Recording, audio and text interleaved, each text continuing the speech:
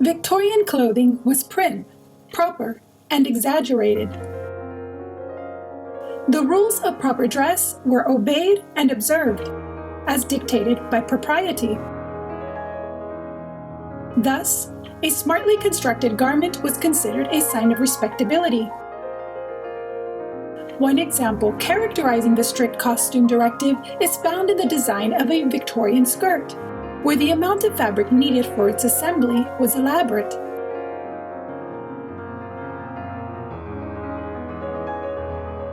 The skirt construction meant a great quantity of material, not merely for the outer skirt alone, but for the obligatory attached skirt lining, because every skirt and gown was coupled with lining, some with two.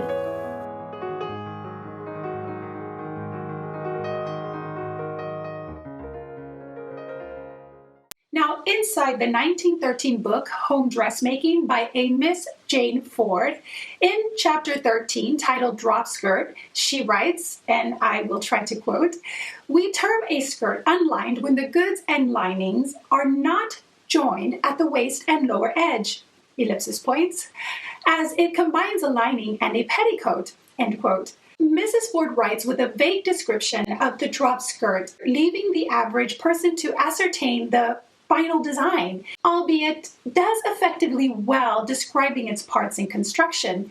The finishing materials employed are meant for the wealthy woman of the decade, and I can't imagine why, with a target audience of home dressmakers, they who could not afford soft silks or soft taffeta, the desired material for this garment type. Notably, what Ford does present is the basis for which the drop skirt is built, and that is the ordinary 5 or 7 gore petticoat pattern. And so that's what I'll be doing here today, bringing back the drop skirt for its economical advantages. So I begin on the search for a plain Edwardian petticoat pattern to assemble the drop skirt described in Miss Ford's book. And after what I consider a laborious hunt, I find it. I found it. An actual pattern in a 1918 book for Women's and Mrs. Underwears titled The Practical Designer. Now these are my measurements that I will be using to construct the plain 5-gored petticoat. I have also drawn out a small replica of what it should look like before I put it down on construction paper. Just to understand the measurement system used is a little difficult because it is outside of our modern system, but I think I have it down and I am going to begin constructing it on real pattern paper.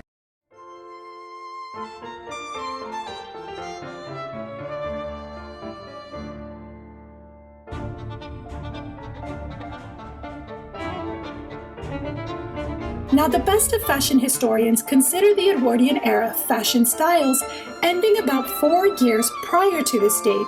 But after having examined pictures of both plain petticoat styles existing at these dates, I have concluded that they are similar in construction. And so that is what I am drafting here, following along with the book's tailoring system. Let me tell you, it was everything but simple.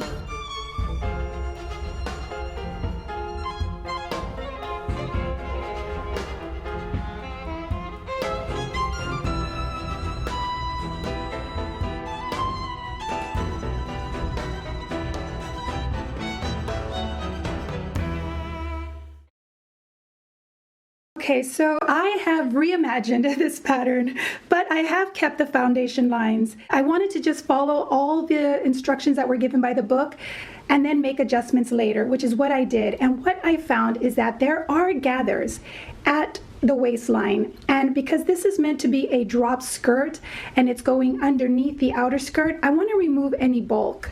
Also because there will be a placket at center back, so I just took it out altogether just to refrain from keeping any extra fabric here at the waist to the hip gone. At the same time, having done that, I have redesigned the gores. So now what we are finding is that there is more flare at the hem and A drop skirt was meant to line the various skirt styles of the Edwardian period. With the dust pleats included, it should be able to keep that flare open at the hem and really support and line the final outer skirt. So, what is the drop skirt precisely? Well, it's a lining cut in the shape of a plain 5 or 7 gore petticoat, and it incorporates its own 2-inch wide placket. The lower edge finish is called the bouffant, and it was the design focal point of the drop skirt. The desired finish was soft silks like soft taffeta for the luxurious formal skirt, but plain cotton was used too as a substitute. For formal gown breadths, up to 2 or 3 tiers for hanging graduated plaits of flounce, and a dust ruffle, also known as a balayus. The latter mentioned was about 2-inch in depth from the hemline. If the skirt is to be made from anything other than silk, then a 1-tier plaited flounce at the lower edge, usually in the form of a bias ruffle, is cut at any depth and done so to prolong the life of the garment. The drop skirt's overall completed length was at 2 inches shorter than the outer skirt hem, to about right at the hemline.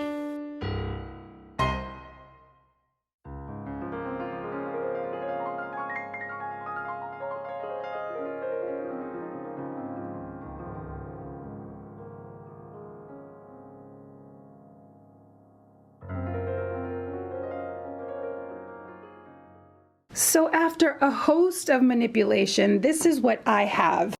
It was a bit difficult because it didn't contain any grain lines. It didn't go in depth about how it was to be cut. It was left up to the homemaker to figure out, or at least understand, what the general styles were at the time. And I know that during the early Edwardian times, center backs were cut on a bias, so I did cut that, and I think that is what the pattern was trying to tell me. In any case, we were able to figure it out. It has its own placket, which I did put in. It really just simulates an outer skirt, and that was the intention for a drop skirt. Now, the emphasis on a drop skirt lay on the last 6 to 12 inches of the hem, called the embouffant. And typically the drop skirts were made from soft silks and soft taffetas, and they would consist of a 3-layered tier. Now, I'm working with cotton muslin, and because I intend on wearing this, I can't think that 3 layers of muslin is going to look pretty. So I tried to go back to my resources and find a economical design that was made from different fabrics such as muslin or any other kinds of cottons. And what I found is that in the book Home Dressmaker, she did talk about a dust ruffle, which is the last tier on the hem at any depth would work. And I know accordion pleats were typical during that time, so I'm thinking of putting in a 6-inch accordion pleat or a 6-inch gathered flounce. I am thinking the gathered flounce may look a little lighter with this material, and I may end up doing that. However, I will put in how drop skirts were created for evening gowns and how elaborate these drop skirts could get. Moving forward, I've opted out of the accordion pleat and opted in for the bias ruffle with a running cord top edge detail. It's a lesser version of this image I found in the 1904 issue of the Delineator magazine. For the bouffant, I'm combining 2 ruffle strips because my strips are not long enough for the drop skirt. It's similar to creating bias tape. To do this, I'm placing the ends at a 90-degree angle and then sewing a diagonal seam and trimming. At last, you'll grab the ends and toss it around your neck, call it a scarf, and call it a day. No, but seriously. I'll steam press the bottom edge with a narrow hem, then stitch in place the hem and run 2 basting stitches at the top to prepare for the gathering of the ruffle. Next, I will be making my own cording to line up the upper edge of the ruffle as an added detail.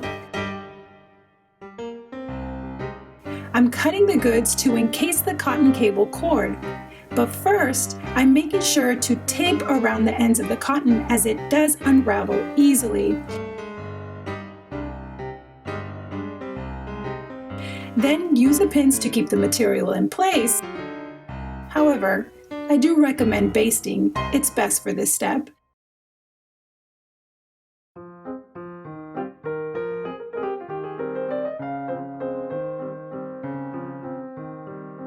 Next, I'll put all these parts together and sew away.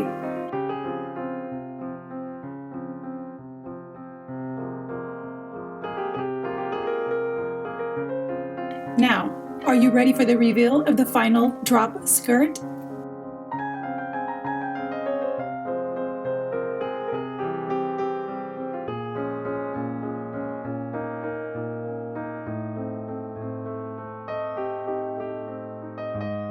I love it. It's comfortable and light, moves nicely, and I am very happy with it.